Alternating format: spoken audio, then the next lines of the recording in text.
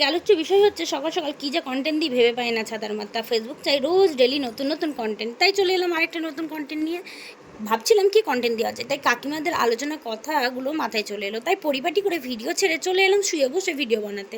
এই যে সকাল সকাল গান চালিয়ে আমি কীভাবে শুয়ে বসে কাজ করি, দেখো এই দেখো শুয়ে শুয়ে কী করে ঘর মুছতে হয় জানো, এই দেখো চলো কাকিমা দেখিয়ে দিই। এই দেখো শুয়ে শুয়ে ঘর মুছা হয়, শুয়ে শুয়ে ব্রাশ করা হয়। তো যাক ওর কথা বাদ দেয়, ঝকঝক করে ব্রাশটা করতে করতে হঠাৎ করে দেখি বাইরে থেকে সূর্য মামা ওঠেনি।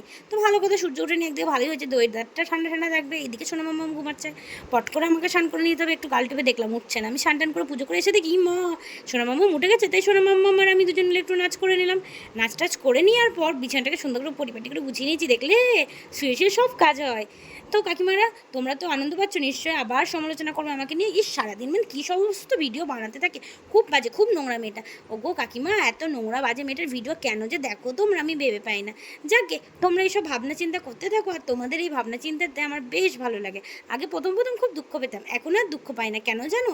কারণ জানি স্বভাব যার সে তো সেটা করবেই, তাই আমি আমার কাজ করছি, নিজের মতন আনন্দ থাকছি। এই আনন্দ দেখে তোমরা চলো, টাটা বাই বাই।